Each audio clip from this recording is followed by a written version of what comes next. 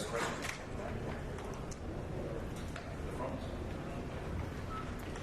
Victor, Zach Gill, CBS Sports Radio. Hakeem Olajuwon and Kevin Durant have both won an NBA MVP and then 2 Finals MVPs. Recently, Chris Broussard said that if you could go on to have a career like that, it would be viewed as a disappointment with the hype surrounding you. When you hear something like that, do you even think that the hype has just gone a little bit too far surrounding you in the NBA? No. I don't let all this stuff get into my head because I got such high expectations for myself that I'm immune to all this stuff. I really don't care.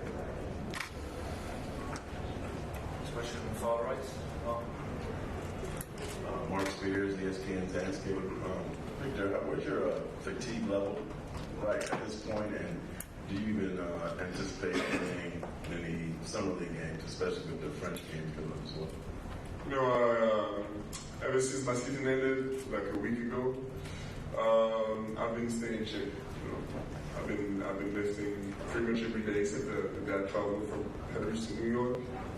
I was lifting this morning with my coach. I'm in shape. I'm not too tired.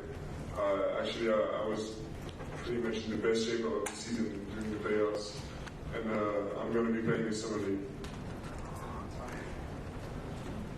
Question here, left, second row. Victor Danwicki with the Los Angeles Times. When did this process, getting ready to be an NBA player, when did it start for you? At what age did you start putting time and energy into this? And what does it feel like to be 24 hours, 36 hours or so away from hearing your name and getting it started? Ever since I knew about the draft, exactly how it worked, I wanted to be first. And I think I started to realize I could be a professional basketball player at the age of probably 12. And it's just tomorrow something is gonna happen. Something that I've been thinking for years and years. So it's I can't really describe how I feel right now, but I just know I'm gonna have trouble sleeping tonight for sure. And I just feel really, really lucky, to be able to just to live this life, this city, the organization, and everything. I'm just so lucky. Next question to the front here on the left. Stefan Bondi from the New York Daily News. You've had a few days in New York City. I was wondering your impressions of New York and what has been your favorite thing to do here and what maybe least favorite thing about the city. I haven't been really able to just walk in the city, because there's always a lot of people outside the hotel and stuff, so it's hard for me. But pretty much the only thing I did was take the subway and go to the Yankees game. That was so much fun. But I just know I love the city. I'm probably gonna try and sneak out at night at some point because I really want to see the city. I want to walk to Times Square and stuff. But I haven't really seen anything yet, so I'm hungry. It's probably tough for you to blend in. Oh yeah. Oh yeah. Question in front row on the right. Victor, Mike Finger from the San Antonio Express News. The team that might select you tomorrow has had superstars that haven't necessarily enjoyed attention, kind of been low profile. Why do you seem to enjoy the spotlight so much? Is that something that you're just used to, or can you talk about that? I'm trying to be the best, so being the best, it's not only on the court. There's all dimensions of in the job of a basketball player, of an NBA player. And I want to be the best also at the media, the press conference, and all this stuff. So it's, I don't like to do things halfway, so I'm trying to enjoy it, and I enjoy it. Don Harris, WAI, NBC San Antonio. Welcome to San Antonio, Victor. Not yet. Not yet, but thank you. I'm seeing your impressions of San Antonio on your tweets, your impressions of San Antonio fans. Can you talk a little about what, growing up a Tony Parker fan, your impressions of San Antonio fans, and are you ready for what's coming on Friday when you arrive? You know, for me, San Antonio is synonym of winning, and it's when on lottery night, you know, when the Spurs got the #1 pick, I was just thinking I was feeling lucky that they got the pick as a franchise that has that culture and that experience in winning and in creating good players, you know. So I really can't wait. Tanya Gangoli, New York Times. I know that the season that you just finished was very important to you, but you've had this dream for so long. Was it difficult not to compartmentalize those and not think about it? No, not difficult, you know. This year was a really special year for me. It was my last year in France, but also I was playing in the team. I was second of the league for the whole season, and I had never had this kind of responsibility in my life on the basketball court.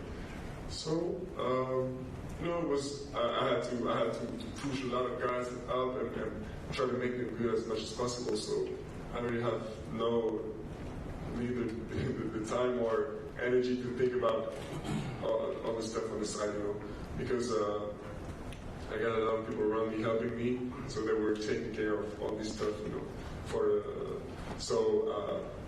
Once the season ended, I started thinking a lot about the draft in New York and stuff. So, but before that, my mind was 100% on the season. Did you like having that responsibility? Oh yeah, you know, it's I think there's something the Americans realize is that back in Europe, young players, they don't have the opportunity to learn this kind of responsibility compared to the players that in high school and college, because back there, I've always been the youngest guy, like way younger than everyone. So sometimes I've even played. I mean, when I was 15, I played against guys who were like 21. So like I've always been the very youngest of the team, and only this year I had the opportunity to learn to know this kind of responsibility, and it is the best thing I learned in my career so far. Hi, Victor. Killian Johnson, Sports Illustrated Kids. Growing up, did you ever think that you'd be this type of an NBA draft prospect? And what would you now tell your younger self that you're here? Yeah, I've always had this ambition, and as I said before, ever since I knew what the draft was, I wanted to be first. And I don't remember seeing a future Victor coming and telling me anything. So if I had the chance to talk to my younger self, I wouldn't say anything, because I want to disturb how it went. You know, if I had to do it again, I'd do it exactly the same. So I wouldn't say anything to younger Vic. Next question is Vic from left.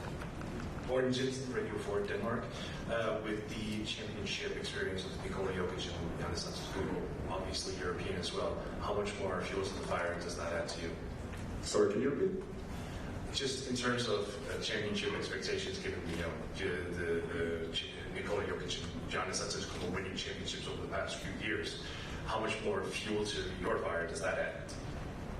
You know, I think it makes sense that Europeans and foreign players are coming up in the NBA at the top, because as I said before, Europeans, they don't get this type of responsibility in Europe, but at the same time they play at a higher level than American prospects in better competitions. So I think it makes sense that the players that are coming up on top are the ones who get the best out of both worlds. You know what I'm saying?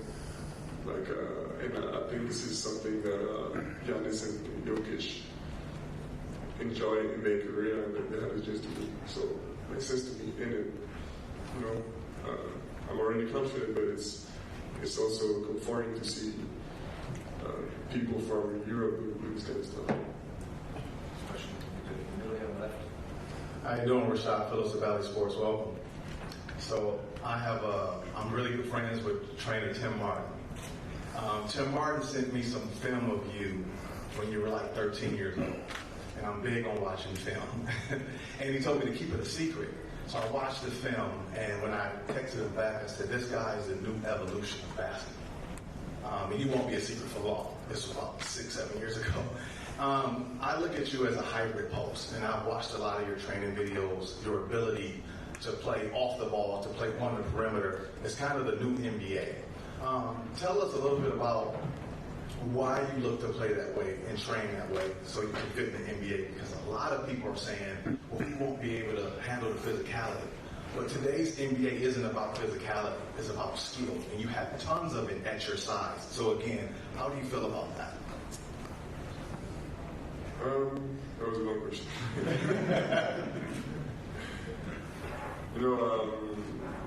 Well, you saw me play at 32. I played the same way, and I played the same way. I played the same. I had the same play style. I've been playing like that, and it's just honestly, I'm just trying to be myself. You said I'm a hybrid. Yeah. It's just I'm myself. No one is going to stop me from dribbling the ball, getting the ball up and shooting threes. Nobody is going to stop me from doing that. Even though sometimes coaches in my career, they try to stop me from doing that because they had to win right now. But so it was really an everyday fight to stay true to myself. And this is something I'm never going to lose for sure. I like it. Thank you. We'll take the last question in English for now. Victor J. Fisher with Yahoo Sports. You took to Twitter to say that your teammate Bilal Coulibaly should be maybe even a top 5 pick in this draft. Can you give us a little bit more of your scouting report on him? And also, there's been some talk that maybe San Antonio might be looking to trade up to get another lottery selection, maybe to take him. What would it mean to be teammates with him at this stage? Well, I don't know if you know, but I was teammates with Bilal when we were 13 years old, actually. We won the national championship together. Being a teammate with him again would be great. Just one of the best stars for his career and for mine. But about the scouting report, Bilal, let me tell you something. The NBA didn't believe his measurements because he's actually 6'8", 7'3" wingspan, and often players they cheat on the measurements, and so. But we don't do that in France, so probably he looked small compared to me, but he's not actually. And let me tell you, some people were shocked when they came to my team and did the measurements. And he's just so he can be just so valuable to the team. I'm sure of it. His mix of agility, athleticism, skills, speed, shooting, defense. He can guard 4 positions out of 5, and he can play multiple positions in offense. He's just so complete as a player, and he plays at a level. This year he played and he performed against competition,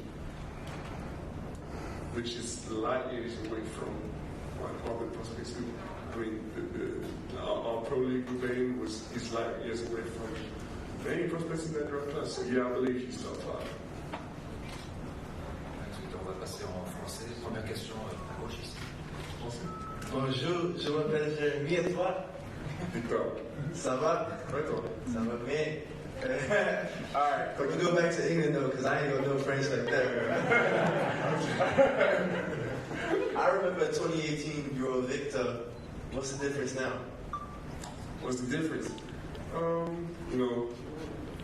A couple inches taller, some pounds heavier, way more experienced. I think, but the same inside. Second row at the center is green.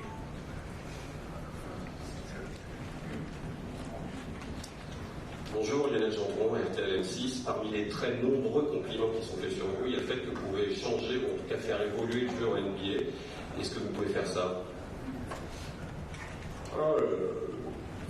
Et avant de changer le jeu NBA, le but c'est déjà pour moi de m'accomplir en tant que personne, en tant que joueur. Et le reste viendra en fait, avec le travail, les résultats de mon domaine. L'influence sur les autres, je pense que tant qu'on a une bonne attitude envers soi-même, on peut rayonner positivement sur les autres. Antoine Mancharel, Canal Plus Afrique. Victor, tu auras 20 ans en janvier. Techniquement, tu es un teenager ici. Mais tu es déjà une inspiration pour la jeunesse, ça va prendre une amplitude démesurée dans quelques temps. Est-ce que c'est une responsabilité à laquelle tu penses et est-ce que tu t'y prends? C'est en effet une responsabilité, mais quelque chose qui me rassure, c'est que j'ai rien à cacher et je sais que je suis une bonne personne. Donc l'influence sur la jeunesse notamment, elle peut qu'être bonne à moins que je fasse des conneries en fait. Et ouais, mais au-delà d'être une responsabilité, c'est une envie de ma part d'influencer positivement le monde, notamment la jeunesse. Mais on a écrit. Qu'est-ce qui, à ton avis, tu parlais de Koulibaly tout à l'heure, qu'est-ce qui fait que la France arrive à sortir et à amener notre joueur Pour moi, c'est le talent pur des individus en fait. Et personnellement, j'ai la chance d'être très tôt dans un club comme Nanterre, dans le club de Nanterre, qui faisait un accompagnement extrêmement personnalisé, qui a pris un grand soin de moi. Et c'était moi et ma chance d'être tombé sur mon père, parce que tous les clubs ne sont pas comme ça. On voit bien avec Bilal, c'est qu'un prospect comme Bilal, il aurait pu se développer déjà en professionnel il y a des années en fait. Mais c'est pas pareil pour tous les clubs.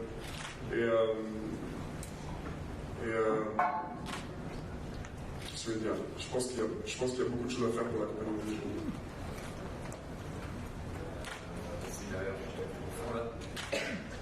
Bonjour Victor, dans RMC, comment tu décrirais ton premier contact avec les États-Unis, les fans voilà, est-ce que tu sens clairement qu'il y a eu une excitation, peut-être pas la même en France ou bien la même, voilà, comment tu décrirais ça? C'est décuplé par rapport à la France. Franchement, l'engouement est incroyable et ça donne envie de faire des bonnes choses pour faire plaisir à tous ces gens qui croient en moi et qui donnent vraiment de l'amour en fait. C'est incroyable. Je ne savais pas qu'il y avait autant de Français ici. Sorry, I'm from a joke. Salut Victor, Rémi de Beansport, j'espère que tout va bien. Je suis désolé, je sais que tout le monde est hyper concentré, toi le premier sur demain soir et c'est bien normal, mais je vais être hyper pragmatique. Tu as commencé la conf de presse en disant que tu jouerais la Summer League cet été, donc je voulais savoir si tu pouvais développer un petit peu ça s'il te plaît, avec plus d'infos. Et si tu pouvais déjà nous parler, projeter un petit peu sur ce qu'il y a après, c'est-à-dire la Coupe du Monde qui nous intéresse, nous petits Français que nous sommes. Alors, oui, en fait, j'aurai la Summer League. Sûrement pas tous les matchs parce qu'il y avait quelque chose avant, j'avais une longue saison avant, il y avait quelque chose après.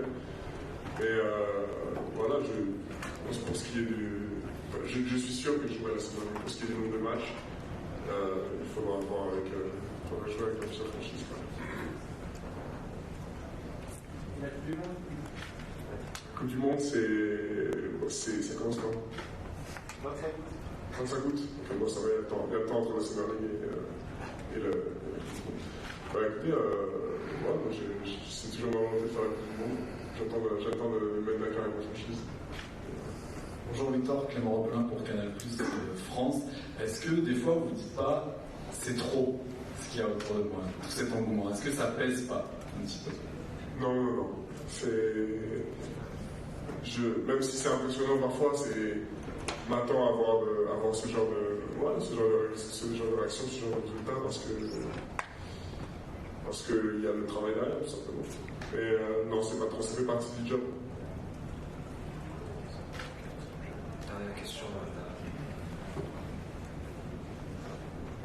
Ça va être une draft historique pour les Français, même après toi, en fait, certainement. Est-ce que, quelque part, on a vu beaucoup encourager Bilal, Ryan, Est-ce que tu te considères un petit peu comme un leader de cette génération-là aussi? Non, pas vraiment. Déjà, j'ai pas passé beaucoup de temps avec cette génération, parce que même pour les équipes de France, j'ai pas souvent été avec les gars de mon âge. Mais en tout cas, Ryan et Villa, c'est deux gars que je connais depuis très longtemps. Et c'est deux amis à moi, donc si je peux participer à la réussite, je le ferai, comme il ferait pour moi.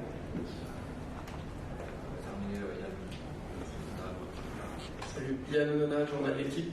Victor, est-ce que tu peux nous raconter notamment la journée d'hier, donc un peu le métro et puis le stade des Yankees, et puis nous faire le compte rendu de ton lancer aussi, s'il te plaît. Alors, la journée d'hier, on a pris le métro pour aller au stade des Yankees, au Yankee Stadium. Expérience incroyable, le métro. Il y avait une grosse sécurité, etc. Mais c'est pas comme le métro parisien. Franchement, c'est plus confortable. J'ai dit, dans le métro parisien, je peux pas me tenir debout. Alors que là, c'était bien. Les gens dans le métro étaient sympas, bienveillants, même si c'était un peu fou dans le métro. Ensuite, on est arrivé au Yankee Stadium. Voilà, toujours aux États-Unis, je ressens vraiment cet amour que les gens et les fans ont pour les sportifs, les athlètes. Et franchement, c'était super. J'étais super bien accueilli. Voilà quoi. Bon, j'ai ce premier lancer, je m'étais entraîné rapidement, je m'étais échauffé rapidement avant. Et c'était pas mal. J'avais bien lancé la balle. Et ensuite, voilà, quoi, c'était plus loin. En fait, la base c'était plus loin que ce à quoi je m'étais entraîné avant. Du coup, voilà, je pense que j'ai essayé de tirer trop fort. Du coup, j'ai manqué de précision. Thank you, Victor.